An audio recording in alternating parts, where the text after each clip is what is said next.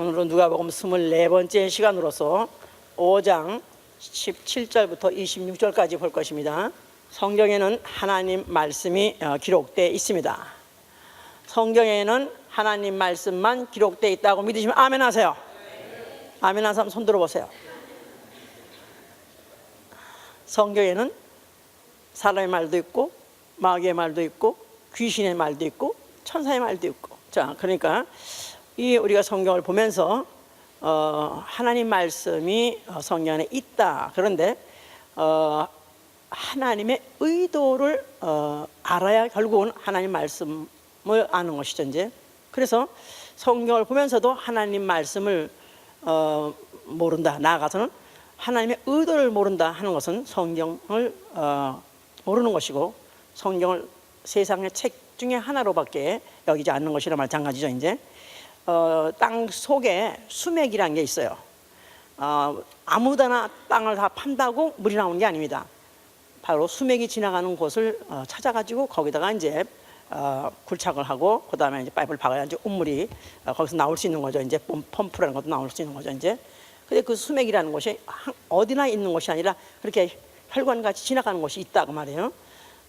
그래서 어디는 그 수맥 중에서도 그 물들 중에서도 어디는 깊은 곳도 있고 또 얕은 곳도 있고, 또 어떤 데는 넓은 데도 있고 또 좁은 데도 있고, 어떤 때는 또 물살이 천천히 가는 데도 있고 아니면 급히 가는 데도 있고, 또 아니면 빙빙빙 도는 데도 있고, 나아가선 또 낙차가 굉장히 아주 심하게 생기는 그런 물결도 있다. 자, 이런 것들을 이제 이걸 알아야 결국은 그 수맥을 사용할 수 있는 것 같이, 성경도 마찬가지로 하나님의 의도를 알아야 듣는 자에게도 유익이 되는 것이고 믿음의 성장이 오는 것이고, 나아가서는 교회도 성장하는 것이다. 설교자가 한두 번 설교를 아주 멋있게, 아주 정말로 아름답게 잘 할 수 있습니다. 요새는 더군다나 인터넷에 하여튼 수 없는 목사들의 설교가 쏟아져 나오기 때문에 설교를 굳이 뭐 할까 걱정할 필요 없이 그냥 인터넷 설치해가지고 그 중에서 하나 골라가지고 하면 되는 거야. 괜히 할지도 모르는 설교 고민할 필요도 없고, 오히려 잘하는 목사들, 유명한 목사 설교를 그대로 베껴가지고 그대로 하는 그런 데도 많습니다. 조금씩 이제 예 좀 바꿔가지고 그렇게 이제. 그래서 참 우리 목사님 진짜 설교 잘한다 이렇게 하는데, 문제는 하루는 이 목사의 설교를, 그 다음엔 또 다음 주는 또 다른 목사의 설교, 이다 보니까 하루는 토끼를 잡으러 산으로 가자, 아니면 또 그 다음 주에는 또 토끼를 잡으러 강으로 가자, 이렇게 되니까 이제 이게 이제 성도들한테 혼돈이 오는 것이고 또 믿음의 성장이 되지 않는 것이죠. 왜냐하면 한 말을 말해서 연속성이 없어 그렇다 이 말이, 물줄기 같이 연속성이 계속 있어야 되는 건데 결국은 그런 연속성이 없다 보니까 그와 같이 이제 성장이 되지 않는 것이다.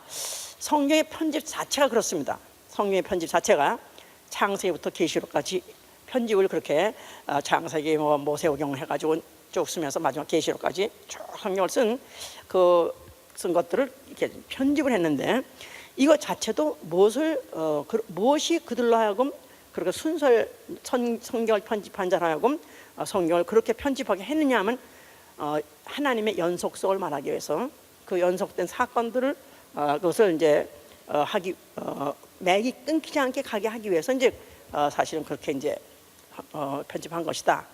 예를 들어서 이제 마태복음, 또 마가복음, 누가복음, 이제 요한복음, 이렇게 이제 복음서가 있죠. 그 중에서 마태는 예수의 직접 제자고, 또 마가는 직접 제자가 아니라 베드로의 제자다. 또 누가는 예수를 본 적도 없는 바울의 제자다. 요한은 이제 예수의 제자고, 이래서 이제 복음서도 한결같이 똑같이 제자들만 쓴 것도 아니고 이렇게 다른 시대에 이런 사람들도 복음서를 쓰게 했는데, 그런데 왜 그 복음서를 쓸 때 사복음서를 각각 쓰게 했는가?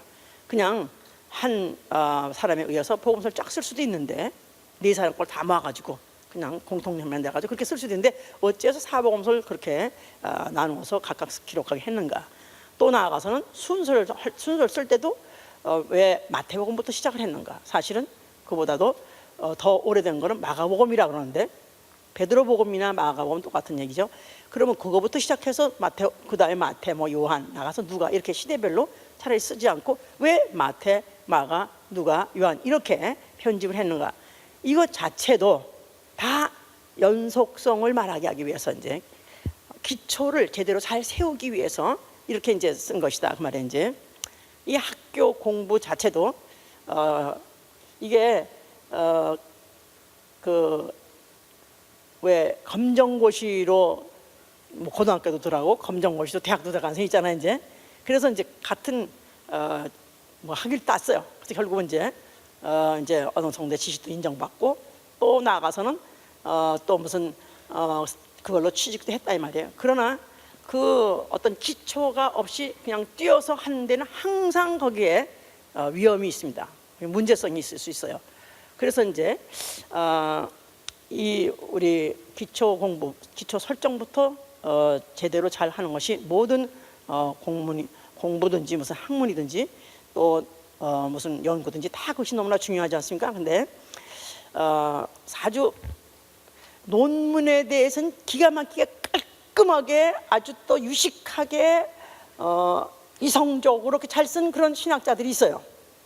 그런데 성경은 하나도 모르는 신학자도 있습니다.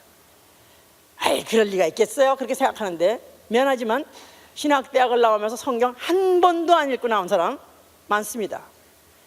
그냥 신학교에 가서 어떤 학자가 몇 세기에 어떤 학자가 이렇게 말했고 이런 설을 말했고 또 그 다음에 다음 시간에 가니까 또 어떤 교수는 또 어떤 이제 신학에 대해서 얘기하고 하면서 성경을 전혀 모르면서도 그와 같이 나올 수 있는 게 신학교고 또 거기서 가르칠 수 있는 게 바로 신학교라는 그런 걸 생각한다면 사실은 굉장히 믿음이 있어서 주의 일을 하려고 그러고 또 주의 말씀을 전하려면은 무조건 시원학교에 간다 이렇게 지금 우리가 기본적으로 생각하고 있었었는데 사실 여기에 지금 얼마나 위험 요소가 있는가 우리는 잘 알아야 돼요.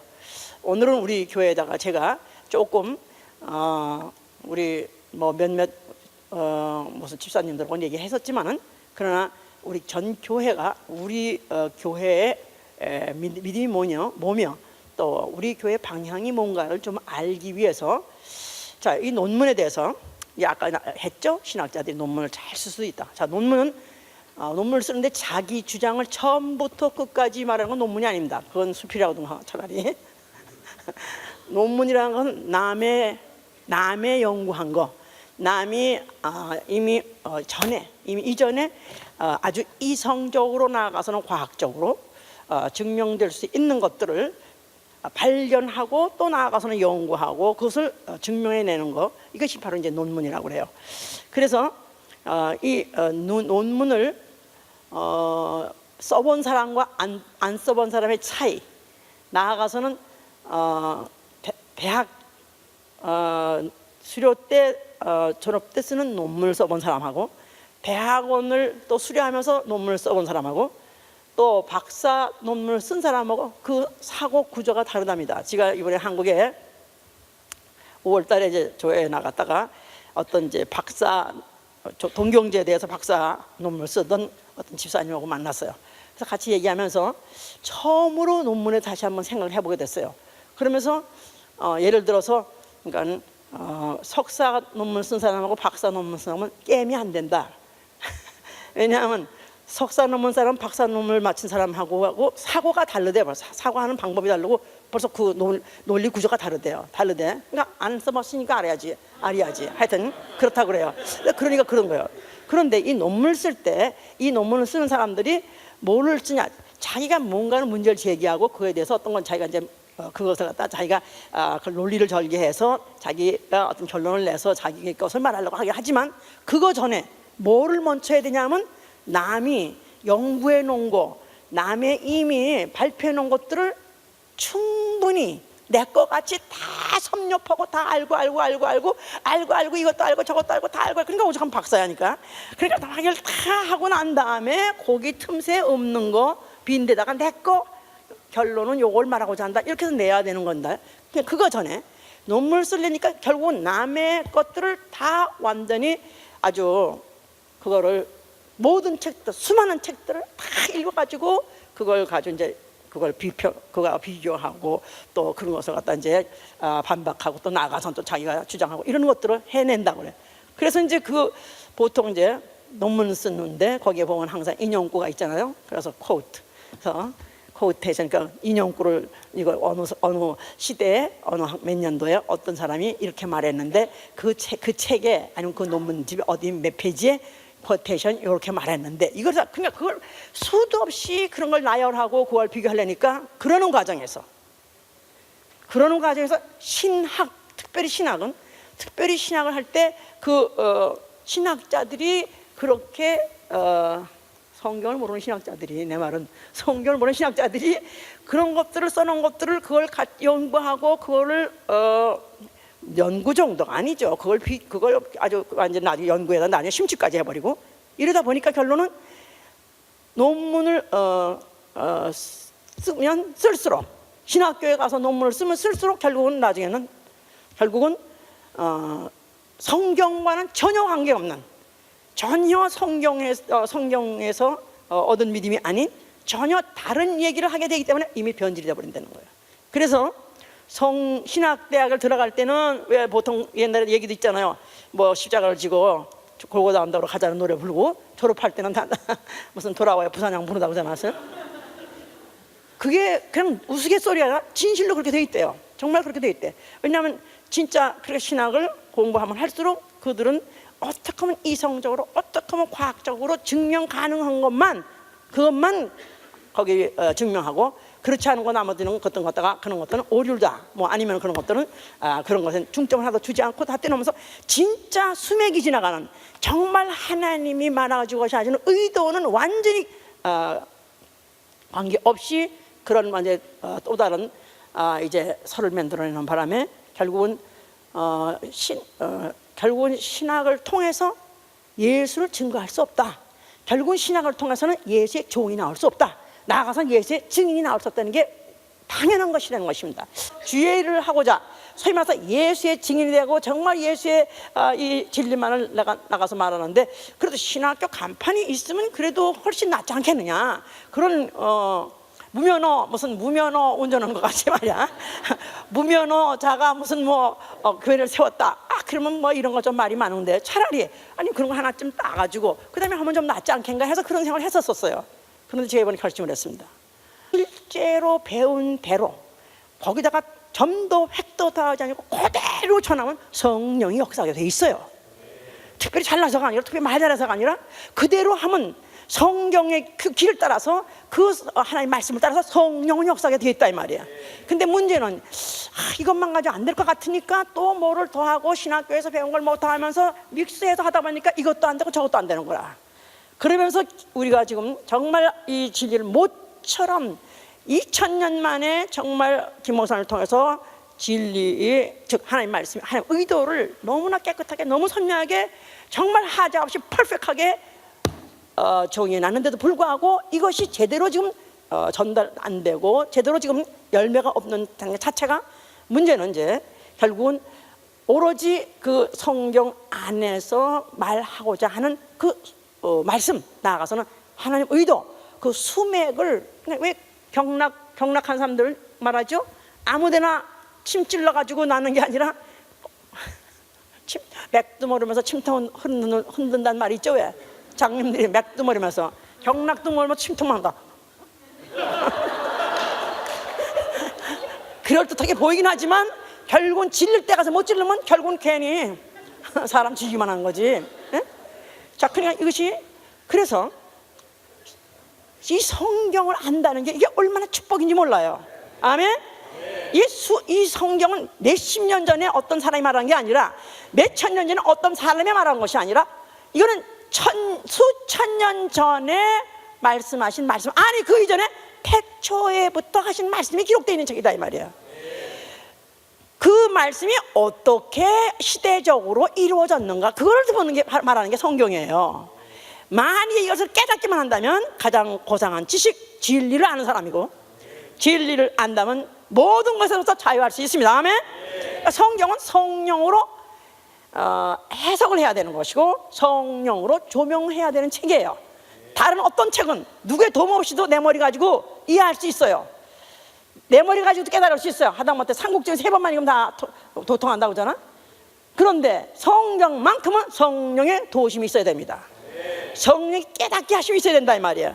그렇다면은 그가 무슨 학위가 유무 상관없이, 사실은 유가 더 문제야. 사실은 오히려 아무것도 없는 평신도도 그냥 순수하게 성경학자가 될 수 있어요. 아멘? 아멘. 그래서 지금 평신도보다 못한 목회자들이 얼마나 많은지 모릅니다. 얼마나 많은지 몰라. 지금 한국교회가 뭐 그래요. 지금 1년이면 300교회가 없어진대요. 300교회가, 물론 교회도 아닌 교회들이겠지만 300개나 교회가 없어진다고 그래요. 또 전 한국의 교인 수를 통계를 내면 통계를 내보면 평균 뭐 대형 교회 뭐 적은 교회 합해가지고 보통 통계를 내면은 한 교회 39명인가 그 정도 그래요. 그러니까 대형 교회 몇만 명도 있지 않습니까? 그런 교회까지 다 합해서 통계가 그렇다고 그래요. 그러니까 뭐 10명 있는 교회, 5명 있는 교회 그냥 있다가 없어진 게 수도 없이 많은 이유는 왜 그러냐 하면은 성경을 모르니까 그런 것이다 이 말이에요. 성경을 알아야 돼요. 아멘. 정말 성경 중에서 말하고자 하는 하나님의 의도를 아시는 여러분 되실 예수님으로 축원합니다. 경제학 박사는 굶어 죽어도 장사꾼은 살아. 농학 박사는 굶어 죽어도 농부는 살아. 예? 농학 박사도 박사학위 따려면 또 뭐 나중에쯤에는 언제라도 농부를 찾아가서 물어봐야 돼요. 농부는 난 넣고 기억자도 몰라도, 넌 넣고 기억자도 몰라, 자기가 쓰는 낫도 기억자도 몰라. 그러면서도 그는 어느 시기에 무슨 씨를 어느 밭에 뿌려야 될 거 압니다.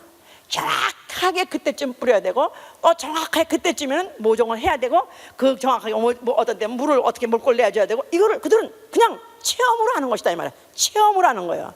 그러니까 우리가 이 성경은 내가 하나의 지식으로서 연구의 대상이 아니고 성경의 말씀이 그러한가 하야 그 말씀이 그렇다고 인정하고 그 말씀대로 내가 체험하려고 해야 되는 것이다 이 말이야. 알았습니까?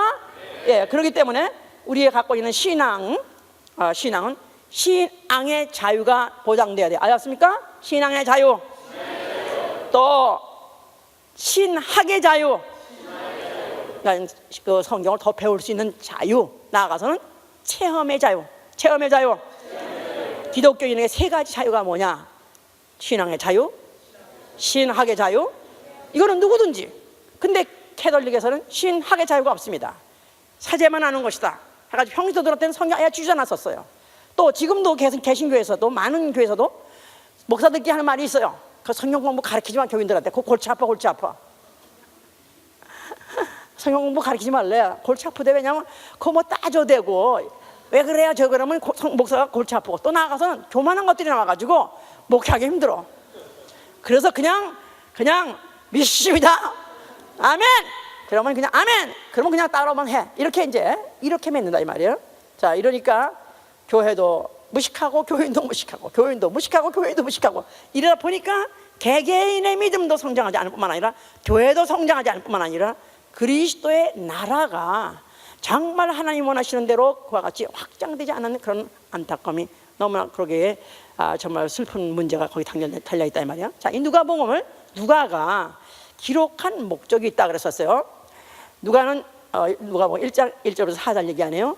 우리 중에 이루어진 사실에 대하여 처음에 말씀의 목격자들과 일꾼들에 의해서 전해진 그대로 조술하라고 많은 사람이 붓을 들었었다. 그러니까 뭐 예수의 제자들, 또 그 당시에 또 예수님을 따라다니던 그런 사람들의 그런 일로 인해서 그들이 전한 것을 그대로 또 전한 걸 가감없이 그냥 받아가지고 적어서 또 기술한 사람들이 있었다 이거야.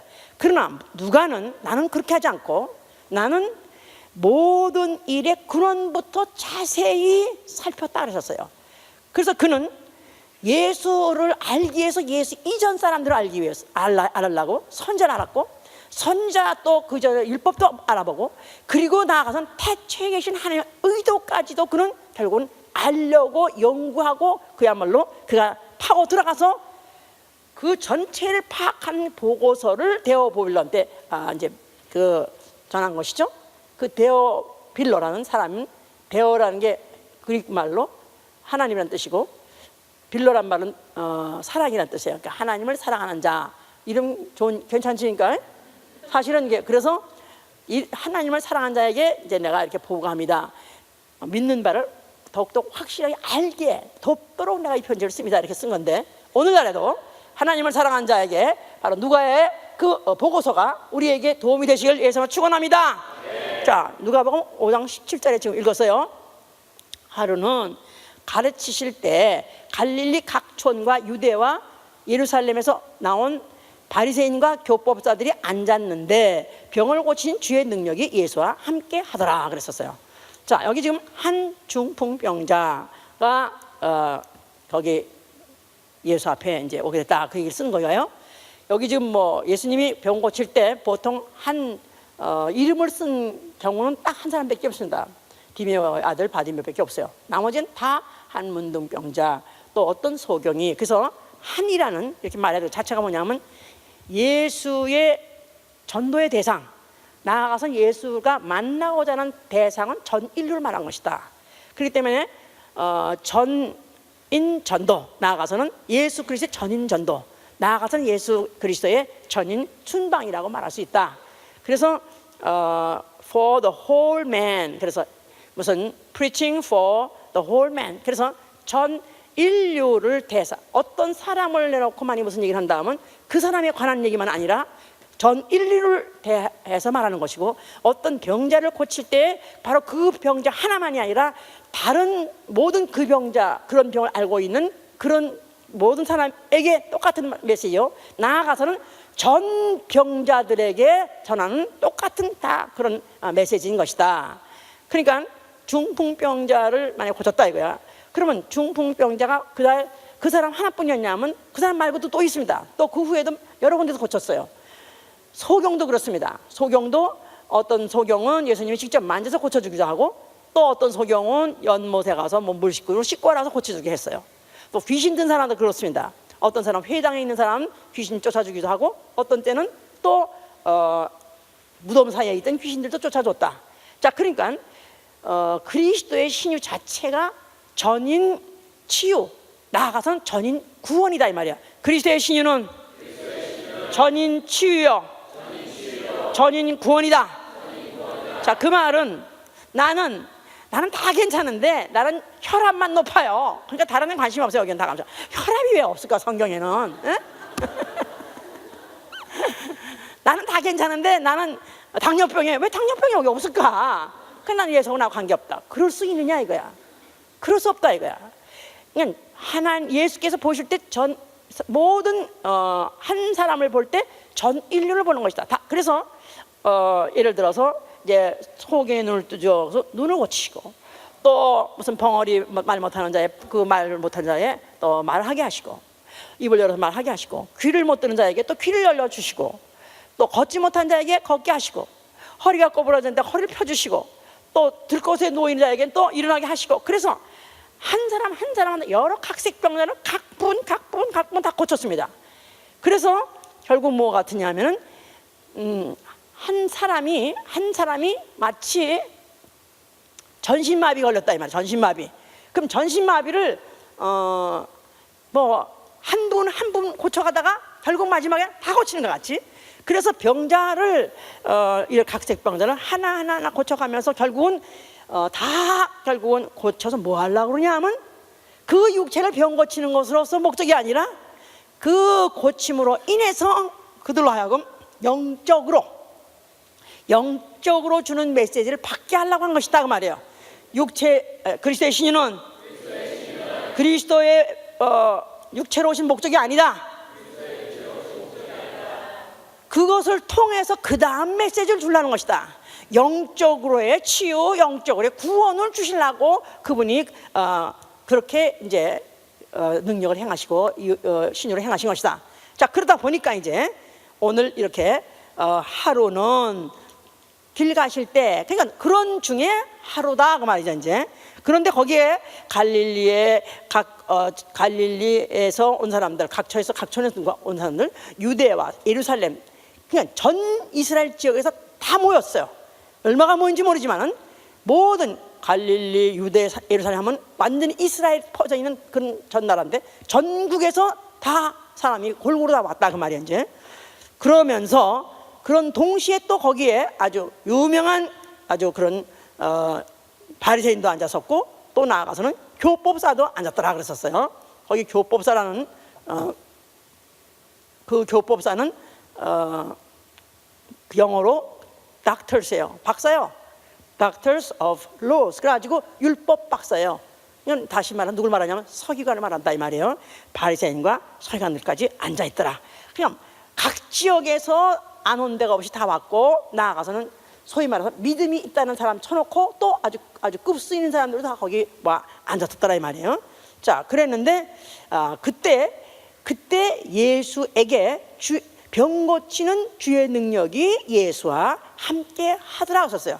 병 고치는 주의 능력이 예수와 함께 하더라. 거기에는 병든 자들도 왔고, 또 병은 안 들었지만 그러나 또 예수가 무슨 짓을 하나, 무슨 말을 하나 또 알아보려고 한 사람도 왔다 이 말이에요. 자, 그러나 예수께서는 전체를 다 봤을 때 다, 그러니까 병든 자 말할 것도 없고, 아니면 성하다고 생각하는 교법사들이나 또 바리새인까지도 그들도 다 전인 병자로 보는 것이다 이 말이에요.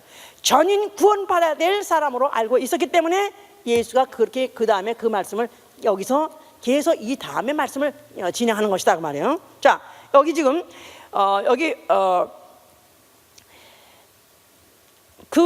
어떤 중풍병자가 침상에 매가지고 이제 오게 됐어요.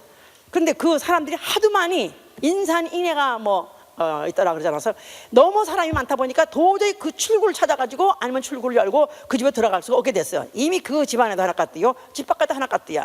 그렇기 때문에 이 가족이 지붕에 올라가가지고 지붕에 기와장을 뜯었다 그랬어요. 아주 대단한 사람들이야. 남의 집에 함부로 들어가는 주거 불법 침입, 이것도 안 되는 건데, 무단 침입 안 되는데 여기다가 아주 지붕까지 뜯었으니 이 사람들은 보나마나 아주 무단 남의 집을 주택 침입죄, 이것도 보통 그냥 그 후에 뭔가는 그에 대한 보상 벌을 받을 걸 각오하고도 그들은 그 기회를 놓칠 수 없다 그래가지고 그걸 다 뜯어가지고 그 병자를 들것 채로 내렸어요. 그래서 예수 앞에 내렸어요. 자, 그래서 이제 예수께서는 그걸 보시고 난 다음에 저희 믿음을 보시고, 그러니까 아니 도대체 이게 뭔 일이요 도대체 이게, 아니 집을 뜯에 소리가 안 났겠습니까? 먼지가 안 났겠습니까? 난리가 났겠죠. 아니 도대체 이게 무슨 짓들이요 하면서 그 집주인도 난리가 났을 거고 그 안에 들은 사람들도 난리가 났을 거예요. 그런데 예수만은 그들에게 저희의 믿음을 보시고, 다른 사람의 시각과 달리 예수가 요구하시는 게 뭐냐면 바로 사람들에게 전인 병자, 전인 구원받을 죄인으로 알고 있는 자에게 필요한 것이 뭐냐? 믿음이다 이 말이야. 믿음. 저희의 믿음을 보시고 예수께서 그가 그냥 즉각하시는 말씀이, 그가 23절이죠. 내 죄의 사함을 받았느니라 그 말을 했다 이 말이야. 내 죄 사함 받았느니라. 자, 만약에 이 내 죄의 사함을 받았느니라 그 말 하고 그 다음에 일어나서 걸어라 하는 말, 그 다음에 더 읽어보시면 아까 내 죄 사함을 받았느니라 하는 말과 일어나 걸어가라 하는 말이 어느 것이 있겠냐. 자, 예수께서 내 죄 사함 받았느니까 그때 즉각적으로 반응한 사람들, 이쪽 병자는 그게 뭔 말인지 관심 없어, 고쳐만 죽이는 테니까. 예? 그런데 거기에 앉아있던 교법사 바리새인들은 그때 즉각적으로 알레르기 반응을 일으킨 것은, 아니 저가 뉘기에 하나님 외에는 할 수 없는 말을 하는가? 하나님 외에 누가 감히 죄를 사할 수 있다고 선포할 수 있는가? 그래서 거기에 대해서 이들은 아주 반발하고 아주 분하게 생각했어요. 자, 예수께서는 자, 내 죄 사함 받았느니라 하는 말과 걸어가라 하는 말이 어느 것이 쉽게 있느냐. 즉 예수가 할 수 있는 말로서, 예수가 할 수가 있는 말로서 걸어가라는 말이 쉽겠습니까? 내 죄 사함 받았느니라 하는 게 쉽겠습니까? 어떤 게 쉽을까요? 걸어가라는 게 쉽겠을까요? 예? 사람들이 많이 하려면 내가 사람이다 이거야. 그러면 내가 죄 사함 받았다, 내 죄 사함 받았느니라, 또 나아가서는 걸어가라 하는 거 어떤 게 어려울까? 사람 할 때는 걸어가라 이거는 효과가 안 나타니까 이건 참 어려운 일이죠. 이건 진짜 어려울 거야. 근데 예수께서는 어떤 말이 더 어려울까? 걸어가라는 말이 어려울까? 죄 사함을 받았더니 할 말이 더 어려울까? 걸어가라 하는 건 예수님한테 식은죽이야. 안 그래요? 그 전에 이미 저걸 했잖아요. 그가 말하면 되는 걸 알잖아요. 그냥 간단해요. 또 만약에 걸어가라, 네 침상을 두고 걸어가라 해서 이 사람이 탁 하고 걸어갔다 이 말. 그러면 전원 다 이러다 박수 그랬을 거라고. 교법사도 박수, 바리새인도 박수 다 했을 거라고. 그런데 예수께서는 하기 어려운 말, 무슨 말 했어요? 내 죄 사함 받는 이건 하나님밖에 할 수 없는 말이니까 안다 이거야. 이렇게 말하면 이 사람들이 어떤 반응을 일으키는지 안다 이거야. 그렇기 때문에 하기가 어렵다 이 말이야. 그리고 그것 때문에 반대를 받고 그것 때문에 또 핍박받고 그것 때문에 오해가 나는 걸 뻔히 안다 이 말이야. 그러면서도 불구하고 가장 쓰기 어려운 말 내 죄 사함 받느냐 한 이유는 바로 예수 그리스도가 오셔서 하고 싶은 말이 그 말인 것이다 이 말이에요. 알았습니까? 예수가 바로 인류에게 전인 병자여 전인 구원받을 죄인에게 그가 와서 하고 싶은 말은 내 죄 사함 받았느니라 이 말을 하고 싶은 것이다 이 말이에요. 바로 그를 하려고 오신 것이다 이 말이에요. 그가 죄 사함을 주려고 오신 분이다 그 말이에요. 자, 바리새인 하면 우리는 외식자 이렇게 생각합니다. 근데 바리새인은 원래 외식자라는 뜻이 아니에요. 바리새인 자체는 율법 운동하는 사람이에요. 율법 운동자. 그러니까 율법을 잘 지키자, 우리가 율법으로 돌아가자 그런 운동이에요. 그러니까 율법을 잘 지키자는 사람이 나쁜 사람이 아니죠. 근데 문제는 이들이 율법에서 오해를 하고 있기 때문이다 이 말이에요. 율법은 자그마치 몇 가지? 율법의 계명이 몇 가지? 613가지래요. 내가 옛날에 617가지라고 했는데 내가 짐에 가서 유대인한테 전도했더니 그 여자가 613가지라고 그래. 그래서 알았습니다. 알았습니다. 613가지래. 하여튼 그런 건 우리가 꼭 할 필요 없어. 걔가 한 번 해봤겠지 뭐. 그건 중요한 게 아니니까. 자, 613가지. 근데 613가지를 다 지킬 수 있냐 사람이? 다 지킬 수 없다는 것입니다. 만약에 하나만 범하면 온 율법을 다 범한다고 야고보서 2장 10절에 그랬어요. 만약에 간음하지 말라 한 이가 살인하지 말라는데 살인을 했다면 가늠도 한 것이다 이 말이에요. 나는 살인했느냐? 살인 안 했는데요. 아유 안 했죠. 근데 간음했느냐? 그거는 만약 그랬다면 너는 살인됐느니라. 나는 그건 안 했는데요. 율법은 그렇다는 거예요. 하나만 범해도 온 법을 다 범한 자가 된다는 거예요. 이거를 모르는 것이다 이 말이에요. 그러니까 지금 그 율법에 경중이 있느냐? 계명에 경중이 없다. 계명에는 경중이 없다. 하나님 말씀에 경중이 없어요. 하나님 말씀은 그 입에서 하는 말씀 모두가 다 뭐냐면 어기면 벌, 즉각적으로 그에게 체벌을 남기는 게 바로 그것이 율법이다 이 말이에요. 그래서 율법은 뭐 하는 법이냐? 로마서 4장 15절 보세요. 로마서 4장 15절.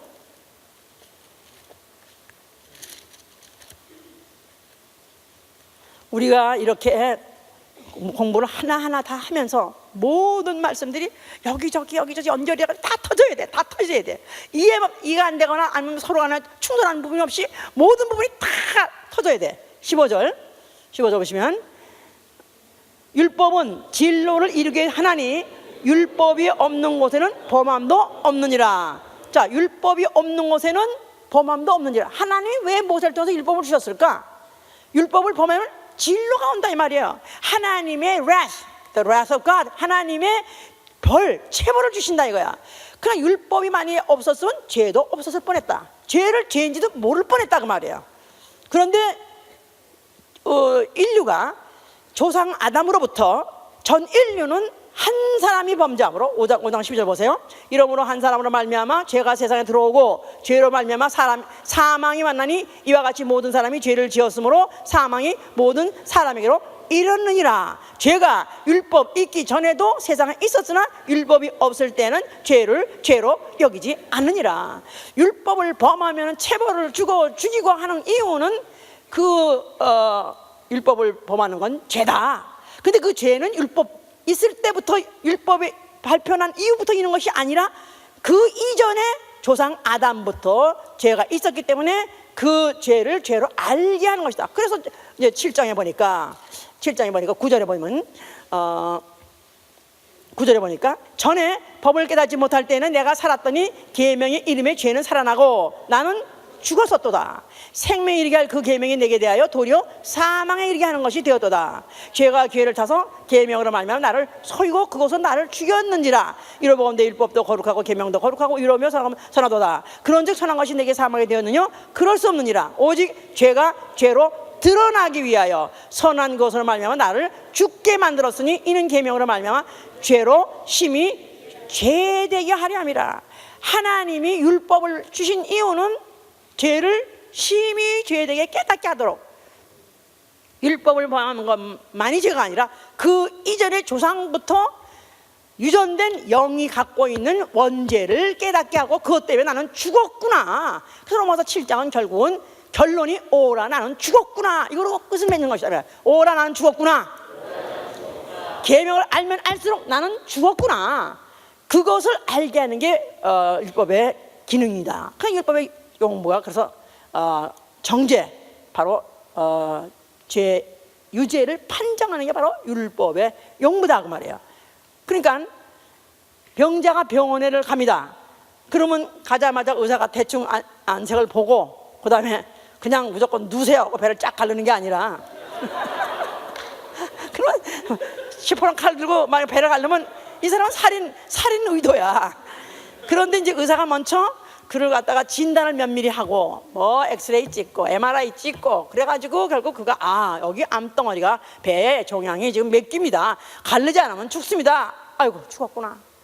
그래서 그 죽는 것 때문에 절망하지만 그러나 지금이라도 빨리 드러내면 살 수 있다 해가지고 수술하는 것과 마찬가지로 하나님이 율법을 먼저 보내신 것 자체가 죽이려는 목적이 아니라 죽었다고 판정해놓고 그거에 대한 어떤 통감, 그거에 대한 어떤 쾌감을 느끼는 것이 아니라 그로 말미암아 정죄받고 심판받고 죄인이라는 판정받고 나는 사형수구나 하고 자기가 이미 스스로 자각해서 느낀 자에게 죄와 사망의 법에서 벗어나게 하기 위해서 예수 그리스도 생명의 성령의 법을 보내신 것이다 이 말이에요. 로마서 8장 1절에 가면 딱 그러므로 이제 그리스도 예수 안에 있는 자에게는 결코 정죄함이 없나니 이는 그리스도 예수 안에 있는 생명의 성령의 법이 죄와 사망의 법. 죄와 사망의 법 무슨 법? 무슨 법? 율법에서부터 해방시키려면 할렐루야. 자, 그러니까 율법에서는 결코 죄를 사한다는 조항이 없다. 율법에는 죄를 용서받는 법이 없어요. 율법은 하다못해 죄를 용서받으려면 짐승이라도 잡아서 제사를 지냈었다 이 말이에요. 그러나 이제 예수 그리스도 하나님 아들이 육신으로 오신 이후 짐승의 제사로, 짐승의 죽임으로 나아가서 짐승의 피로가 아니라 이제 하나님이 예비하신 그 몸이 그가 제물이 되고 그가 그 몸을 찢어서 죽고 그리고 그 피로 영혼들을 정결케 함으로 그 피를 받아들이고 그 피로 뿌림받은 영혼을 정결케 하고 뭘 주려고 그런다? 히브리서 9장 보세요. 9장 이렇게 내가 말하면 다 알아듣죠? 예? 다 알아들 거예요. 아마 조회를 여러 번 된 사람은 더군다나 한두 번 이런 거 아니야. 그런데 문제는 설교를 하면 못하는 거라. 이걸 설명할 줄 모르는 거라. 남한테 설명할 줄 알아야 돼요. 누가 잘하냐? 많이 해본 사람이 잘하는 거야. 많이 전도해서 구원 확신을 주려고 설명을 땀을 뻘뻘 흘려가면서 하다 보니까 자기가 꼭 불신자를 갖다가 예수 믿게 하려는데 뭐는 가장 기본, 이건 꼭 해야 된다, 이거 정도는요 성경 꽂아 다 갖고 있어야 돼. 내 머릿속에 있어야 돼요. 아무리 머리가 그럴 능력이 안 된다 할지라도 그 정도는 기본으로 갖고 있어야 돼요. 자, 그래서 9장 보세요. 19절에 보니까 모세가 율법대로 모든 계명을 온 백성에 말한 후에 송아지와 염소의 피와 및 물과 붉은 양털과 우슬초를 취하여 그 책과 온 백성에 뿌려 이르되 이는 하나님이 너희에게 명하신 언약의 피라 하고 또한 이와 같이 피로써 장막 섬기는 일에 쓰는 모든 그릇에 뿌렸느니라. 율법을 쫓아 거의 모든 물건이 피로써 정결케 되나니 피 흘림이 없이는 뭐가 없다? 피 흘림이 없이 뭐가 없다? 자, 그러니까 그래서 10장을 가면은 이제 성경이 다 이렇게 순서대로 되어 있지 않았어요? 아까 10장에 딱 가니까 보세요. 10장 가니까 뭐 다 지금 읽으세요. 율법은 장차 오는 좋은 일의 그림자요 형상이 아니므로 해마다 늘 드리는 바와 같은 제사로 나오는 자들을 언제든지 온전히 할 수 없느니라. 그렇지 않으면 섬기는 자들이 단번에 정결케 되어 다시 죄를 깨닫는 일이 없으리니 어찌 드린 일을 그치지 아니하으리요. 그러나 이 제사들은 해마다 죄를 생각하게 하는 것이 있나니 이는 황소와 염소의 피가 능히 죄를 없이 하지 못함이라. 그러므로 세상에 임하실 때 가라사대 하나님이 제사와 제물을 원치 아니하시고 오직 나를 위하여 한 몸을 예비하셨도다. 전체로 번제함과 속죄제는 기뻐하지 아니하시나니 이에 내가 말하길 하나님이여 보시옵소서. 두루마리 책에 나를 가르쳐 기록한 것 같이 하나님의 뜻을 행하라 하나이다. 전체로 번제함과 속죄하는 걸 하나님이 기뻐하지 아니하시고 진짜 하나님이 기뻐하시는 것은 흠없고 점없는 영원한 제물. 해보세요. 흠없고 점없는 영원한 제물. 말씀이 육신이 되어 하나님이 육신이 되어 영이 육신이 되어, 그러니까 흠없고 점없는 제물 예수 그리스도를 몸으로 보내셔서 그를 제물로 삼으신 것이다.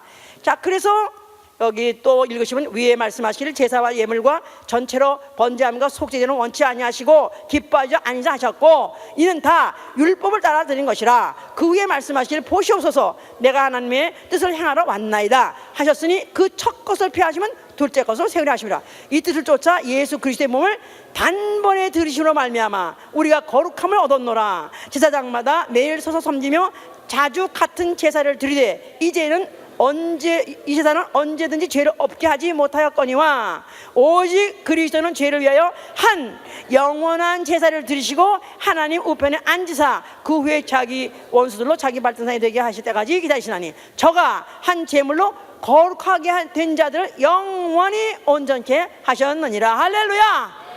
자, 예수 그리스도가 하나님의 본체, 하나님 안에 계신 말씀이세요. 그가 왜 육신으로 오셨다고요? 온전한 제물이 되기 위해서, 나아가서는 영원한 제사를 드리기 위해서. 그랬어요? 영원한 제사, 온전한 제사. 짐승의 제사는 영원하지가 않아요. 온전한 제물이 되고 온전한 영원한 제사를 드리기 위해서 그분이 오셔서 그다가 죽으셔서 피를 흘리셨어요. 왜 피를 흘렸다고요? 피 흘림이 없으면 뭐가 없다고요? 뭐가 없다고요? 뭐가 없다고요? 자, 그러니까 예수 그리스도가 지금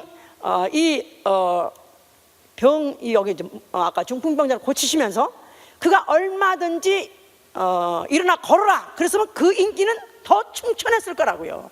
와, 대단한 분이네. 왜냐하면 유대인들은, 히브리인들은 이적을 믿어야 안 믿어요?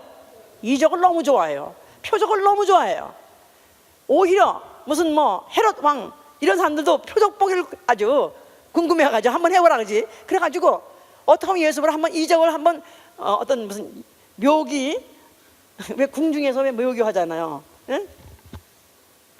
영화에 보면은 임금들 앞에서 뭐 난쟁이 가서 춤도 추고 막 이런 하는 것들 막 하잖아.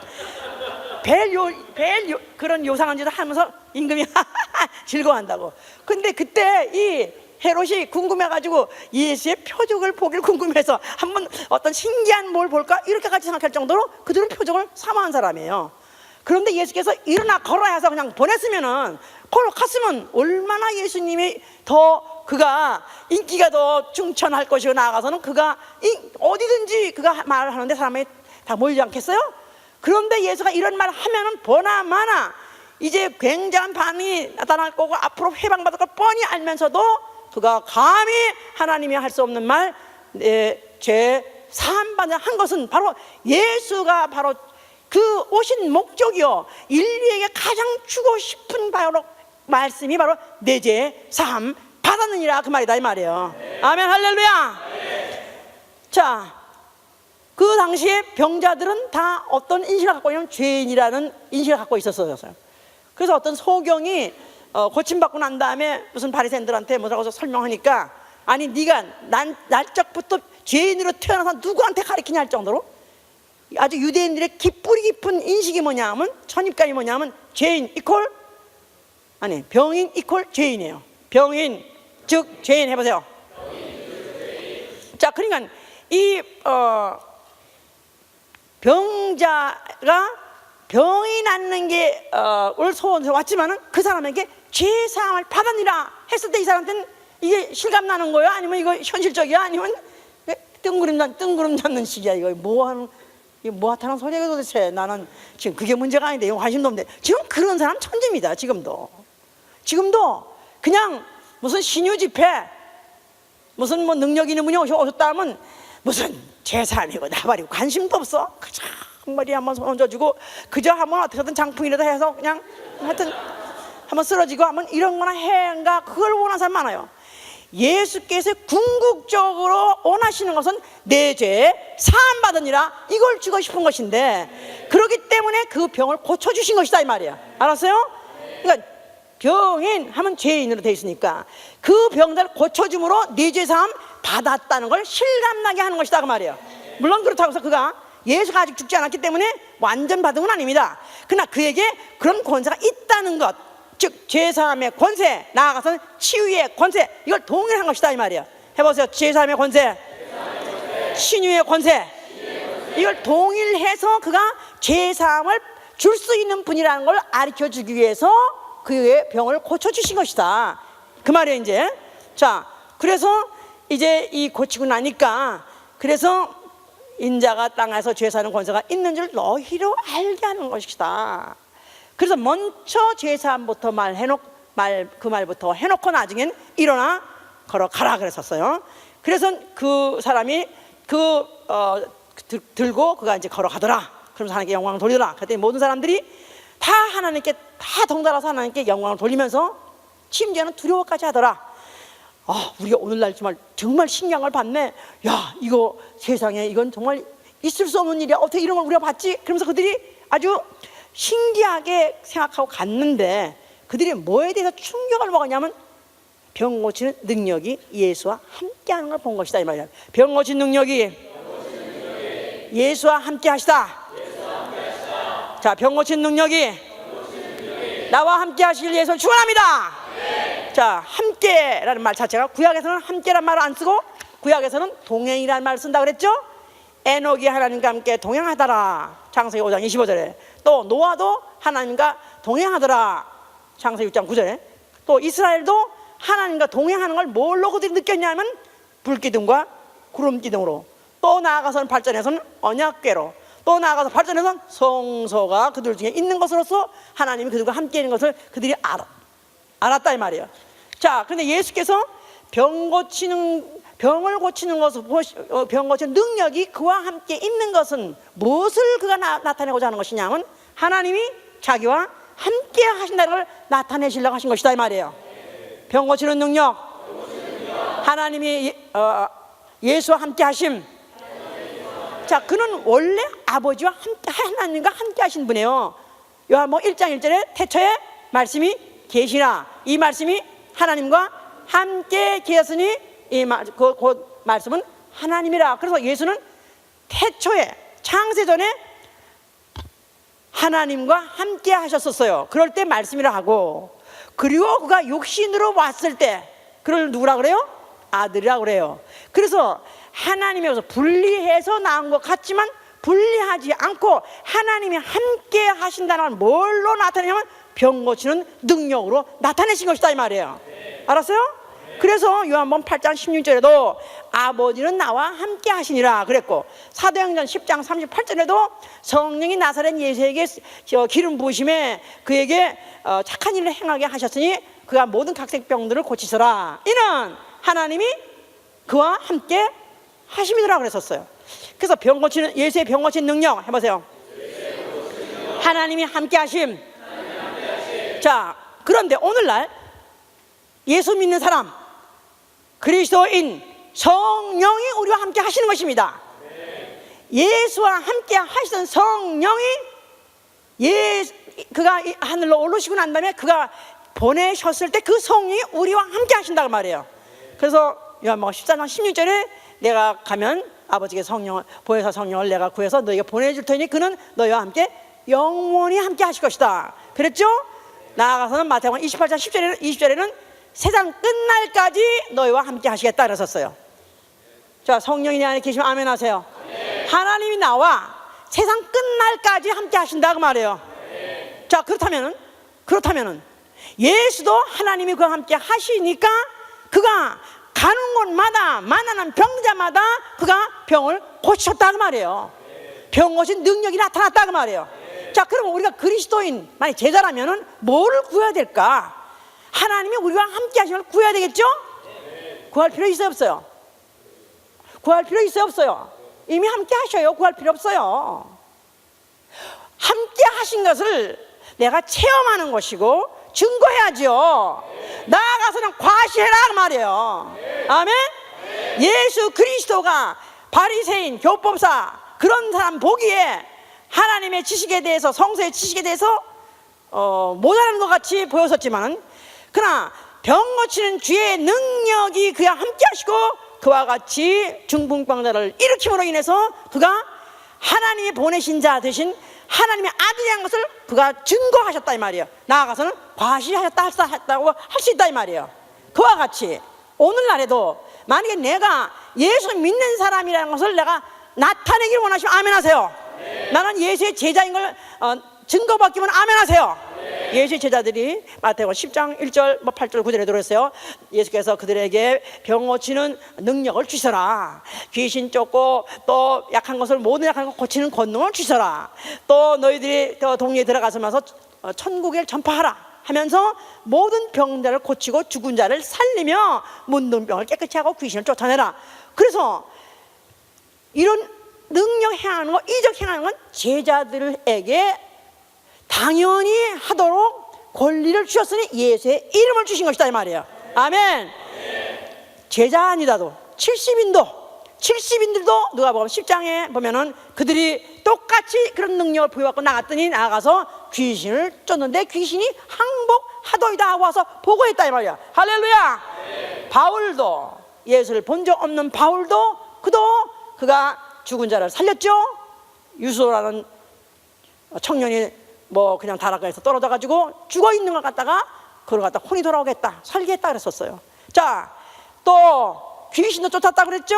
나중에는 희한한 능력이 나타나서 그의 손수건만 가지고라도 죽은 사람한테, 아니 그 귀신 든 자한테 얹으면은 귀신이 막 떠나가면서 병이 났더라.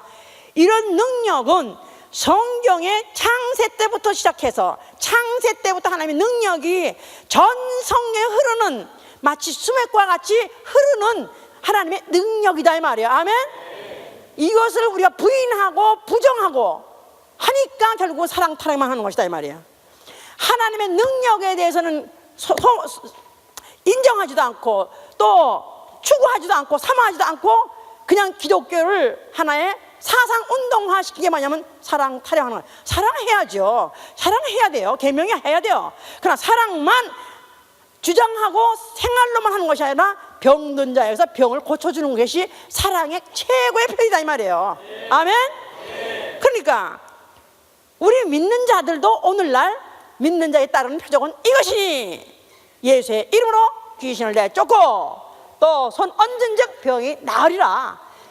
저들이 나아가서 복음을 증거하니까 주께서 함께 역사하사 그 따르는 표적으로 그 말씀을 확증해 주시니라. 내가 전한 말이 주의 입으로 전한 말씀, 바로 주님의 입에서 나온 말씀이라고 확증받기 원하면 아멘 하세요. 이게 바로 언어의 권세다 이 말이에요. 이 언어의 권세, 언어의 권위가 있으려면은 표적이 있어야 권위가 있다 이 말이에요. 하나의 이것이 그런 체험이 없고 그런 간증이 없으면은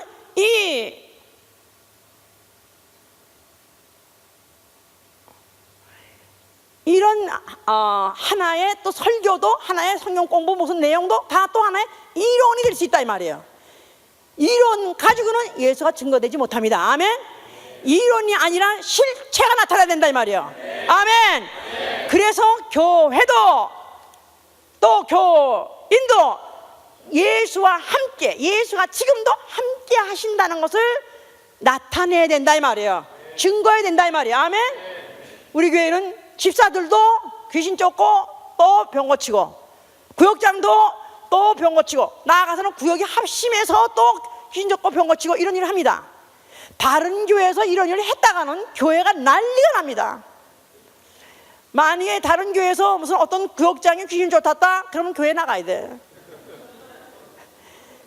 어떤 목사가 또 만약에 그런 일을 했다, 어느 장로에서 그런 일을 했다 그러면 교단 탈퇴해야 돼요. 아니면 나가야 돼. 축출당해야 돼요. 왜냐하면 그 교리에서 그런 걸 용납하지 않는다 이 말이에요. 그러니까 어떤 교단에서는 사랑만 강조, 어떤 교단에서는 성결만 강조, 그것도 하고 귀신도 쫓고 병도 고쳐야 된다 이 말이에요. 왜냐하면 주께서 함께 하시는 능력이 함께 하신다는 증거해야 돼. 증거받아야 된다 이 말이에요. 아멘. 할렐루야. 엘리야가 그가 이제 거짓 선지자 대결하는 중에 그가 이제 그 거짓 선지자들이 아무리 그들이 별짓들을 다 해서도 하늘에서 또 뭐 불이 내려가지고 번제단을 태우지 못했을 때 엘리야의 간절한 그의 결단과 기도가 뭐냐면, 내가 과연 누구며 내가 오늘 무슨 짓을 하는 것을 불을 내려서 가지고 그걸로 증거해 주시옵소서 했습니다. 내가 증거하는 것은 바로 여호와가 하나님 되심과 또 내가 여호와가 보내신 주의 종이 됨과 나아가서는 내가 주의 뜻대로 이 일을 행하고 있는 것을 불을 내려 주심으로 증거하여 주시옵소서. 그러니까 내가 그리스도인 됨에 대해서 증거를 받아야 돼요. 내 안에 예수의 이름이 있는 거에 증거를 받아야 돼요. 내 안에 성령이 함께 하시는 증거를 받아야 돼요. 그러려니까 누구든지 직급이 뭐든지 신급이 뭐든지 상관없이 내가 만약 예수의 이름으로 자녀 하나 되는 자녀 되는 권세를 가졌다면, 나아가서는 예수의 피로 죄 씻음을 받고 정결케 되어서 구원받은 영혼이라면 나는 오늘이라도 예수와 주 예수 그리스도 나와 함께 하신다는 것을 내가 체험하고 증거해야 된다 이 말이에요. 그러기 위해서 매일 이른 아침 기도할 때마다 항상 빠뜨리지 말고 중요하게 제일 먼저 할 기도가 뭐냐면, 내가 오늘도 예수가 하나님 되심을 증거하게 주시옵소서. 예수가 지금 살아계신 걸 증거하게 주시옵소서. 바로 예수께서 나를, 내 믿음을 인정하시고 나를 종으로 삼으셨다는 것을 나타내게 해 주시옵소서. 내가 병든 자를 볼 때 예수의 이름으로 귀신 쫓고 예수의 이름으로 병 고침으로 인해서 바로 이것이 하나님의 뜻, 아버지가 오늘도 원하시는 뜻이라는 것을 나타내게 하여 주시옵소서. 이걸 매일 그걸 간고 기도해야 되는 것이다 이 말이에요. 사도행전의 그 4장 28절 30절에도 그들이 모여서 기도할 때 주여 우리의 위협함을 하감하옵소서. 우리가 지금 현재 군왕들과 또 본디오 빌라도 이들이 모두 합당해가지고 우리를 지금 완전히 핍박하고 박해하려고, 우리를 잡아 죽이려고 지금 우리를 감싸고 있나이다. 그러나 주여 이제라도 우리의 기도를 들어 주시옵소서. 우리가 나아가서 복음을 전할 때 손 얹은즉 변하게 하시고 귀신을 쫓으니 귀신이 떠나가게 하여 주시옵소서. 이 모든 일이 예수의 이름으로 이루어지게 하여 주시옵소서. 그러니까 그때 막 모든 터가 움직이더니 그때 성령의 충만해서 이제 나가서 복음을 전하더라. 할렐루야. 우리가 항상 기댈 거 이것도 해결해 주세요, 이것도 문제가 있어요, 이것도 문제, 골치 아픈 거 너무나 많습니다. 그런 거 일일이 건건히 다 하는 거 다 해야 되면, 그거보다 먼저 해야 될 것이 뭐냐면, 나는 오늘도 주님이 나와 함께 하신다는 것을 체험하게 하여 주시고 그로 인해서 주 예수 살아계신 것을 증거하게 하여 주셔서 매일 우리 이 기도를 함으로 인해서 정말 하나님이 우리에게 주신, 하나님의 아들을 통해서 주신 죄사함이 내 안에서 이루어지고 있다는 사실을 증거해야 된다 이 말이에요. 아멘. 가장 중요한 게 뭐냐? 내가 죄사함 받는 게 가장 중요한 거예요. 아멘. 죄사함 받자는 말짱 헛거. 아무리 이정이 나타나면 무슨 소용이 있습니까? 아무리 믿음이 저 무슨 소용이 있습니까? 내가 만약 죄사함 받지 않았다면 나는 지옥밖에 갈 데가 없다 이 말이에요. 하나님의 아들을 보내서 우리에게 그토록까지 주고 싶은 게 죄사함인데, 바로 예수가 3년 동안 공생애 때 쉬지 않고 병 고친 이유가 뭐냐면 내 죄 사함 받았느니라. 이걸 우리의 믿음을 주기 위해서 하신 것이다 이 말이야. 아멘. 할렐루야. 얼마나 감사합니까? 그래서 우리가 기도에 응답받음으로 내 죄 사함 받은 것을 감사합니다. 또 내가 누구의 병을 고치고 난 다음에 내 죄 사함 받은 것을 감사합니다. 또 누구의 병자가 궁랑을 보니까 주여 저의 죄가 사함 받은 것을 보니 감사합니다. 사실은 원인은 내 죄 사함 받았느니라. 이것이 정말로 우리의 것이 되고 이로 인해서 우리의 증거에 더 담대하신 예수로 축원합니다. 할렐루야. 기도합시다. 자, 우리의 죄 사함이, 내가 받은 죄 사함이 하나의 지식입니까? 아니면 남들이 다들 알고 있는 상식입니까? 이거는 남이 어떤 지루하였더니, 남이 어떻게 믿던가 나는 상관없습니다. 나한테 가장 중요한 것은 죄사함입니다. 나는 예수 그리스도의 그 속죄로 인해서 그 피로 나는 죄사함 받았습니다. 나는 예수의 이름을 영접하고 그 피를 내 영혼에 뿌렸기 때문에 나는 죄사함 받았습니다. 나는 이거 하나만큼은 난 놓칠 수 없는 것이고, 이거 하나만큼은 상식으로 돌릴 수 없는, 일반 지식으로 돌릴 수 없는 내 것이 되어야 됩니다. 예수와